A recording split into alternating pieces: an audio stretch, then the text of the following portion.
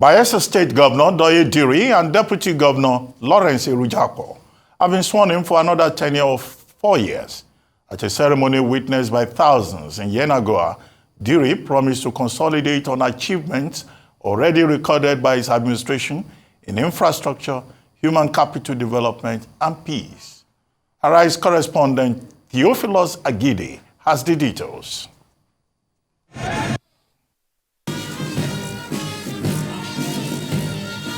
Dignitaries including former President Goodluck Jonathan, Vice Presidents Kashim Shettima and Jeremiah Kong of Liberia were amongst people who converged on the Samson Siasia Sports Complex in Yenagoa to witness the second-term inauguration ceremony of Governor Douye Diri and his deputy, Lawrence Ijaw. I, Douye Diri. The oath of office and allegiance was administered on the door by the Chief Judge of Bayelsa State, Justice Matilda Ayemeye, after which the governor proceeded to perform other rituals of the ceremony amid cheers by the crowd. During our first term, we worked to improve the condition of our roads, schools, and hospitals, create more jobs for our people, and tackled the disunity and insecurity that was affecting our people. 4 years later, we can modestly tell ourselves that we have done well. And this could not have been possible without your support. Let us continue to foster the unity and cooperation as we face future challenges and work towards the betterment of Bayelsa State. We are indeed better together. The first 4 years has shown that this government means business. We've done a whole lot of things. We've done a lot of constructed several roads. We have, in education, we've done so much. In health, we have done so much. Going forward, the next 4 years will be a consolidation of what we have done. Some of the dignitaries at the event praised Governor Diri's performance during his first tenure and expressed confidence that he will do better in his second term. I will strongly believe that he's going to improve on his achievements. He's a very God-fearing man and who is ready to work for his people. And already we have a lot of achievement in his 4 years. We are sure that he's going to do more than what he has done in the past 4 years. Second term for Governor Diri is good news for our state because we are sure security will improve drastically.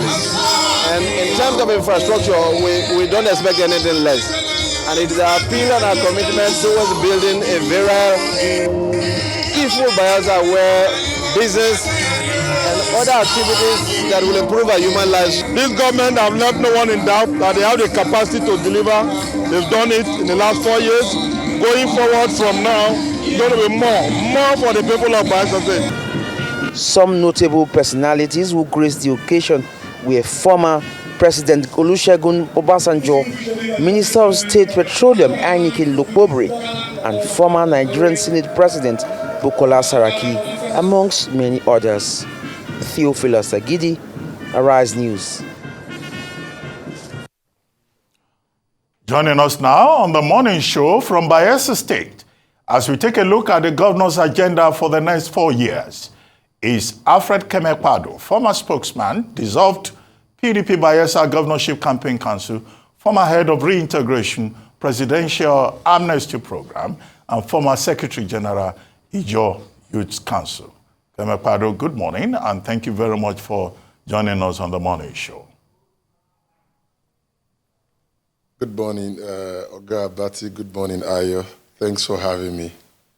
Well, first, congratulations to Governor Douye Diri and his deputy on what was quite a colorful and impressive ceremony on Wednesday at the Samson Siasia Sports Complex in Yenagoa, being his inauguration for his second term in office. But now that the election has been won and lost, the work needs to be done. And now he's talking about an agenda for development. When he came in his first term, he talked about covenant for development, covenant with the people for the purpose of development. But in the course of the campaigns, there were persons, candidates in other political parties who came onto this same program and said that Governor Douye Diri was very selective in terms of the infrastructure in particular that he provided. 8 local government areas, at least we had one guest. I don't want to reopen the old controversy by saying this person said this and that. But that, you know, not all the 8 local governments were covered and all that. But what should we expect in terms of infrastructural development and carrying everybody along so that nobody will come later and say, oh, he's favoring people from this particular area and not people from this area?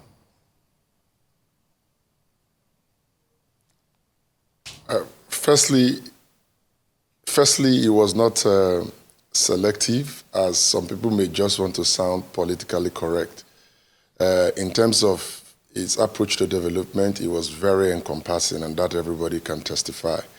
You know, I was on your program when we talked about the strides in its development, and we talked about the massive potentials that the massive infrastructure has been taken on to open up the economic potentials of the state. And one of the infrastructures we talked about was the multi-billion naira Nembe Brass Road that cuts across from Nembe, Brass to the Atlantic. You know, so when people talk about being selective, to start with, for the records, such massive project going on that axis of Bayelsa, that's not his senatorial district.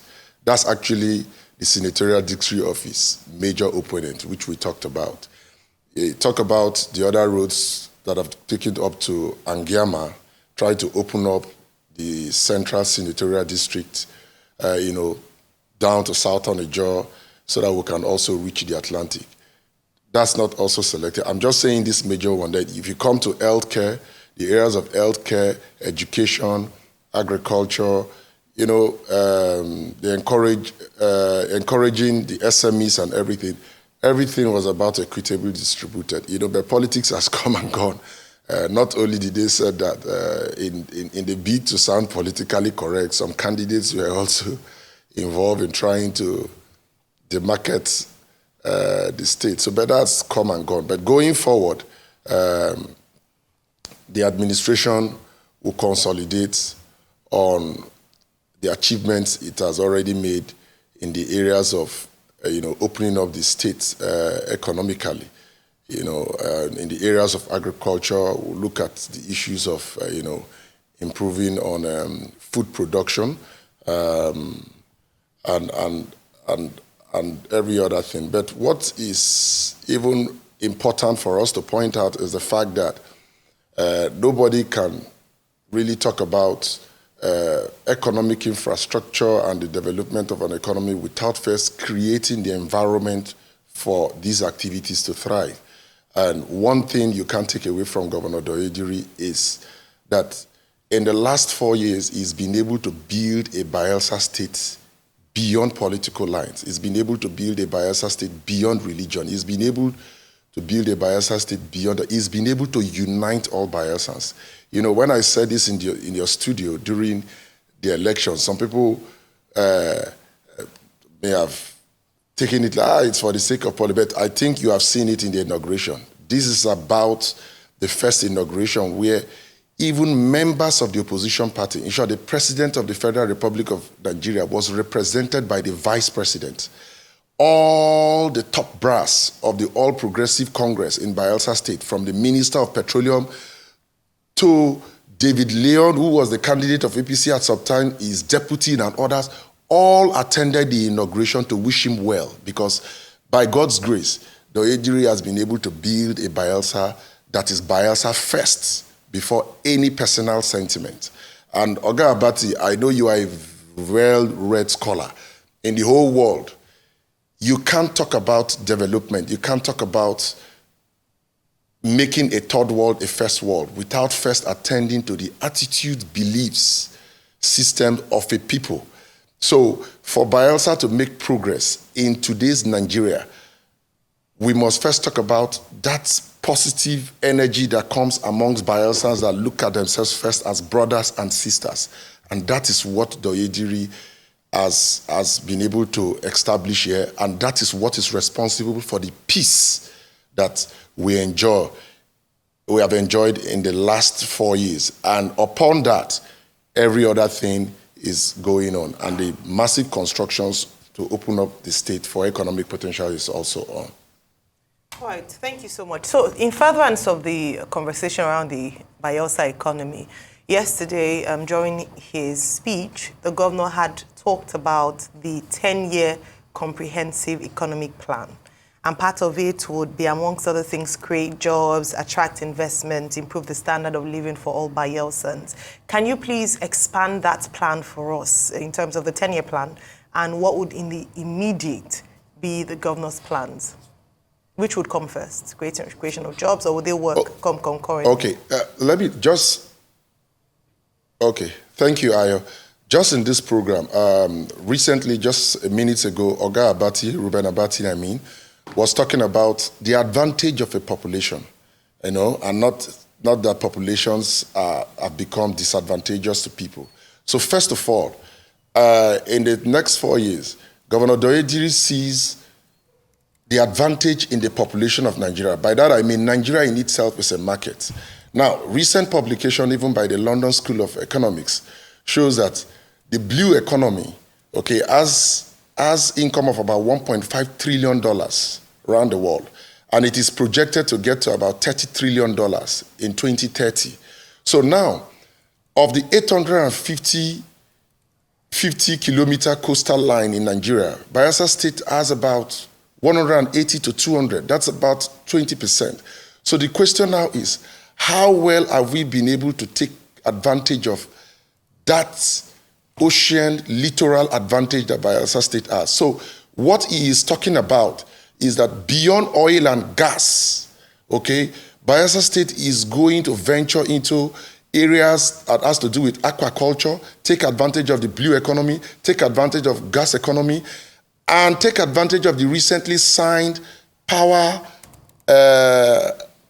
bill, okay, by the president, which has been domesticated here in Bayelsa to improve power supply so that we can improve the environment for economic activities to thrive.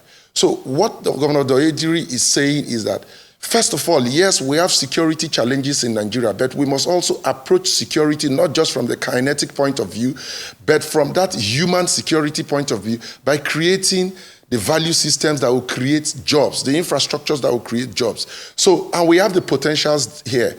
So, yes, today we are talking about it, but don't forget, Governor Douye Diri had started these projects long before now. That's why we had projects in Bayelsa State, not just as projects that were cited to be politically correct, but that will open up Bayelsa State to its blue economy, okay?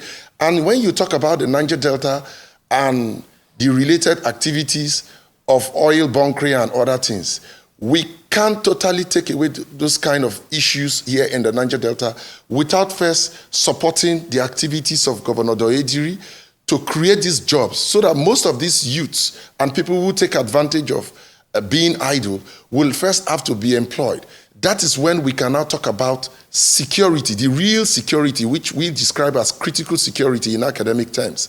So these are the things he's talking about, and these are his focus. And let me say for the records, you know, the situation Nigeria is today had been predicted before. That's why, you know, when Douye Diri was sworn into government, he was greeted by COVID. COVID gave us a downturn. So in the midst of that austerity, he christened his government prosperity. So people were wondering, why do you have to christen your government prosperity in the midst of austerity? It is because he knew that we can build prosperity beyond oil and gas, beyond these encumbrances, and begin to reckon more income within our state, taking advantage of our littoral opportunities and the opportunities in agriculture. And that's where our focus had been for the past 4 years. So in the next 4 years, that's what we are going to consolidate on. Okay, well, soon it will be raining season.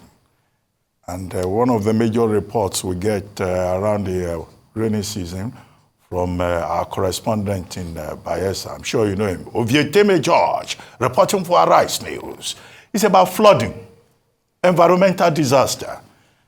One of those things that Governor Diri and the federal government, have had to deal with. What are the plans going forward so that, this second term in office of Governor Diri, it won't be all the time about, disappearing roads, roads that are not passable, communities that have been submerged by flood.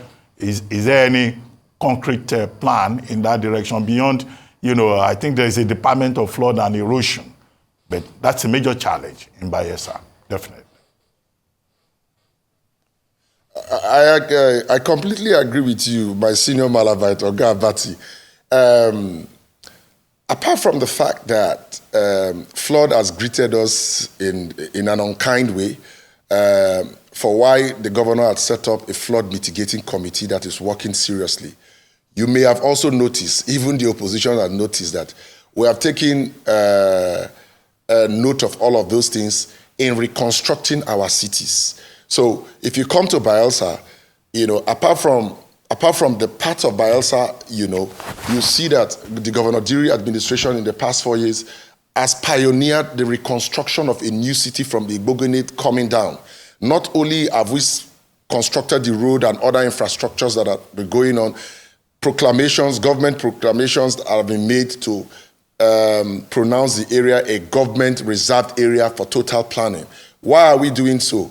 You see, you can't have a state where you spend billions of naira to build infrastructure. Only 10 or 5 years later, a flood just comes to take away all of that infrastructure, and all the money that you may have spent have gone to waste. So we have taken account of these, I don't want to call it disadvantages, because water is an advantage. After all, the best properties in the world are waterfront properties. This advantage that seems like a disadvantage, it's now being reviewed under Governor Diri, and in our new constructions, we are taking that into consideration. And everybody who had come to Bayelsa will see. I'll give you an example. The videos are there. Your correspondent can give to you. As high as the recent 2022 or 23 flood is, it did not go close to any of Governor Douye Diri's constructions, because we took advantage of that and we're constructing that. And even in the area of housing, going forward, we'll build as people who are in the floodplains and not people who are in the desert. And as a matter of fact, it even gets more beautiful, So we're taking advantage of all of those things. And by God's grace, the planning going forward has also factored that in, I can assure you, sir. All right, let's talk about some money, and really great news to hear about these plans towards controlling the effect of flood in Bayelsa.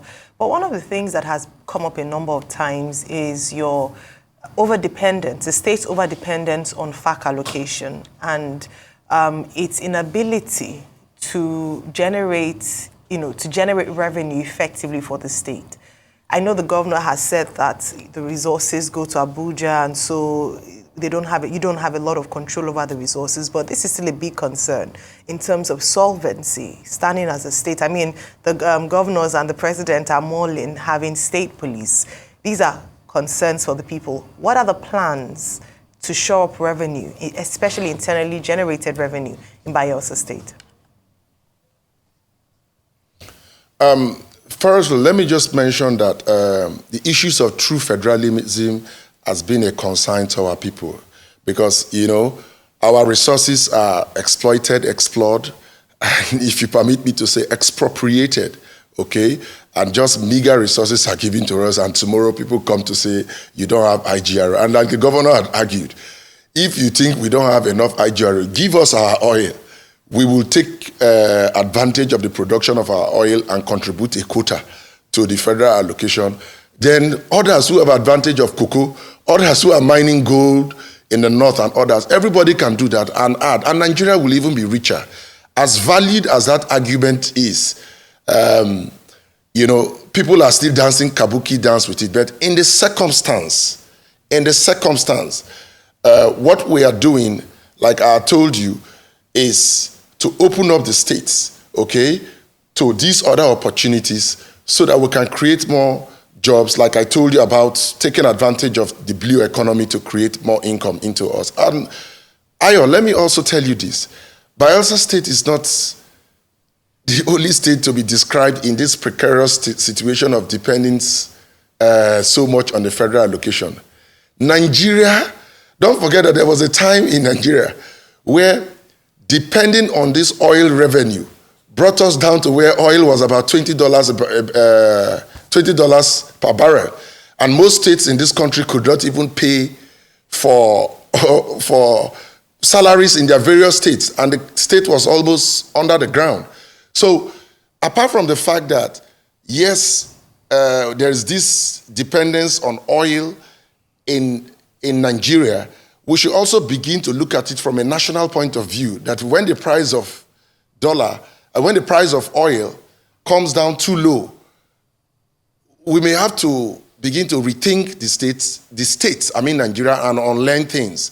And go. So I'm saying this in the general, but coming to Bayelsa, as a state, one of the things Governor Douye Diri had resolved is that we cannot be dependent on federal allocations. So as a matter of fact, whatever comes from the federal allocation, Governor Douye Diri sees it as a seed, okay, for investment in the state that will open up the state to the advantages we have on areas such as the oceans, the blue economy, aquaculture, agriculture, palm oil production, cassava, fisheries, and other things to take up our revenue in the state. So much that even if the oil price in the international markets goes down, we will be self-sufficient as a state. So I'm saying this to say that it's not just to describe us as a state that is dependent on the FAC allocation. No, the Nigerian state should also think of itself as a country that should not be dependent on oil production, because there are other potentials. So I will just take this opportunity to call on the federal government to support the federal government, and especially President Bola Ahmed Tinubu, to support Governor Douye Diri in the areas of the Brass Nimbe Road. Ordinarily, that is supposed to be a federal project. In the area of the Ekirimo Age Road that reaches us out to the Atlantic, because you can't even be talking about the blue economy without economic activities such as shipping and other things, taking advantage of the Gulf of Guinea. We're not just talking about Nigeria now. So we need support in these areas, because at the end of the day, we will be able to take advantage of these potentials, not just to increase our revenue, but also to contribute to the economy of Nigeria. And we can be good. You know what the Silicon Valley, okay, in the US, okay, contributes to the economy of the US. You know what Vegas contributes to the economy of US. So that's what he is doing, and that's what, by God's grace, we will achieve it. We can see it. We are working on it. It's a prosperity administration, and we will attain that prosperity.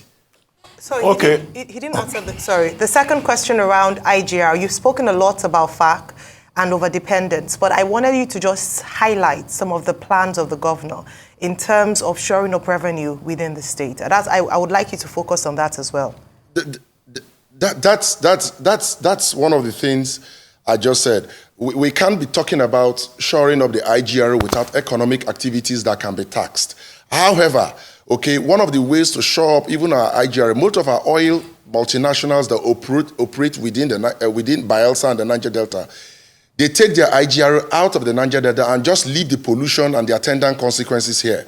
So we will also work with all relevant stakeholders to ensure that most of the taxes meant for our states and other states around are also renegotiated, and we'll get it. But like you said, what is even totally within our control in terms of IGR is for us to ensure that we continue to encourage more economic activities, because IGRs, like you know, are not mangoes that you pluck. Economic activities have to go on, okay? Then you tax the activities in terms of the profits. You know the different tax components, the profits, the valued added tax, and other things, you know.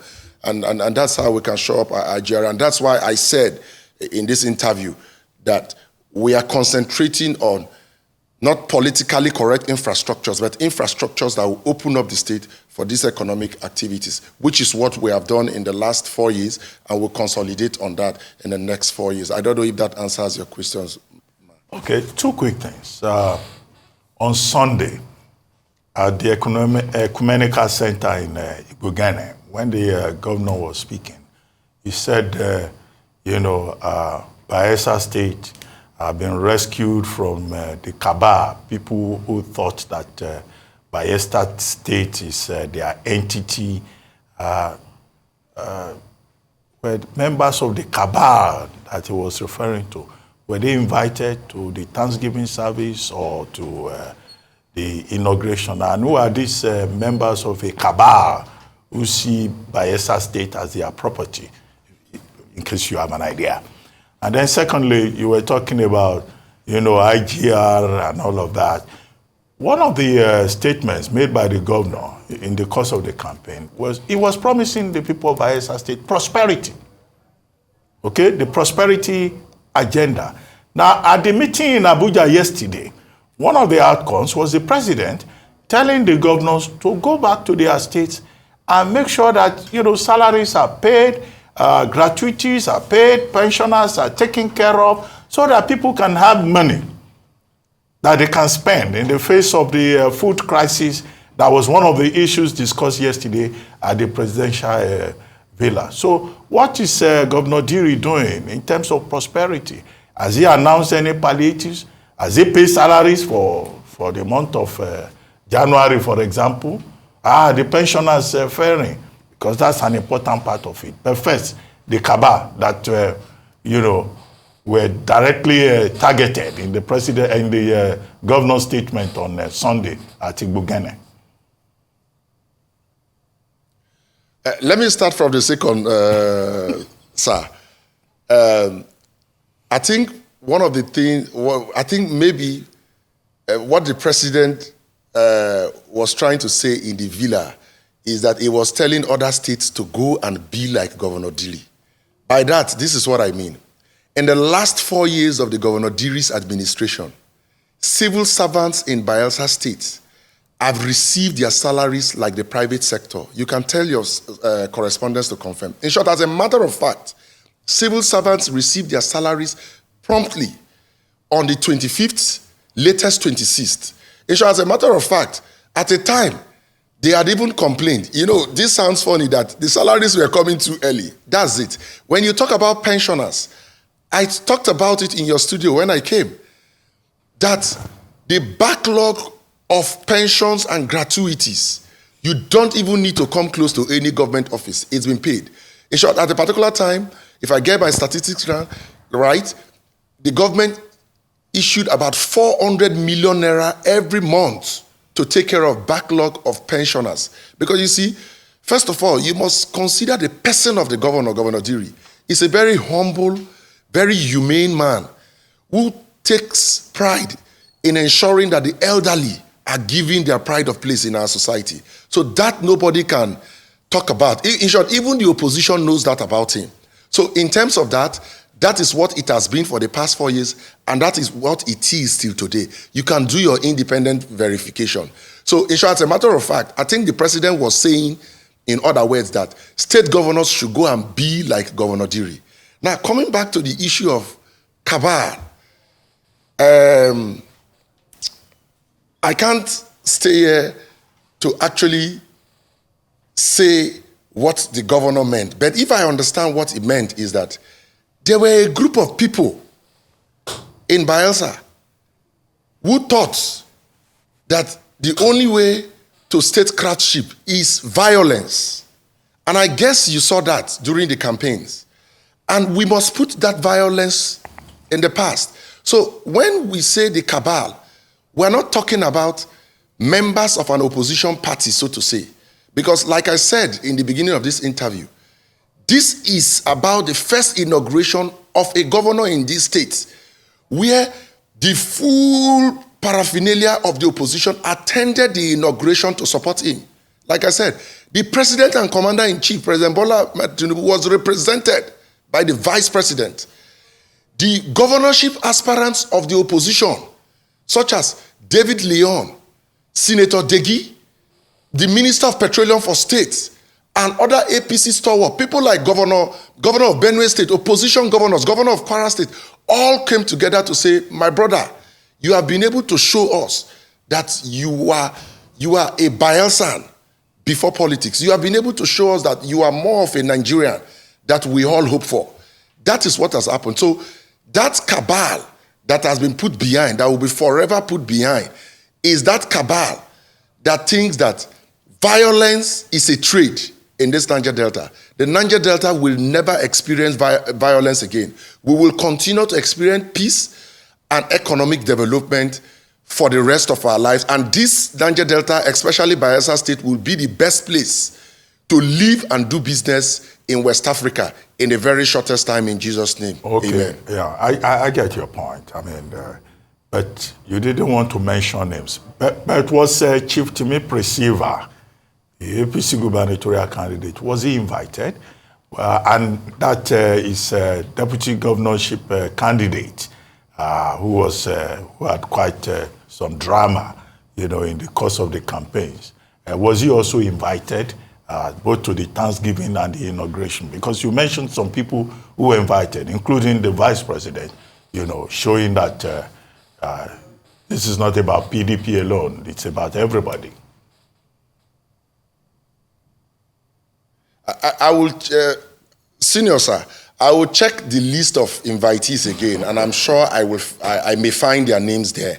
But like I said, the inauguration showed how open the governor is. And even in his statements after the election, he had always concentrated on building a more united Bayelsa, and a Bayelsa that is encompassing of everybody, irrespective of political line. And even in his speech, he made reference to his predecessors, and that includes everybody.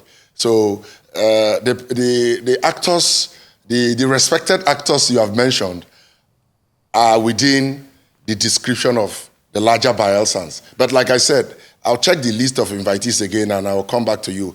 I think they may have also been invited, but maybe due to one or two of the activities, like some people who were invited didn't come. That's why they may not have come. Okay. But one thing I can assure you is that in the next 4 years, Governor Douye Diri is building a more united Bayelsa for everybody beyond party lines. Okay, great, Malabite. Thank you. When politics come, we will play the politics. When administration comes, we face administration. Now it's administration time. And those who are in opposition political parties and other views, what we desire of them is to come with their ideas, their contacts, and all resources they have to join the governor to build a Bayelsa. Because when you drive on good roads, there's no PDP road, there's no APC road.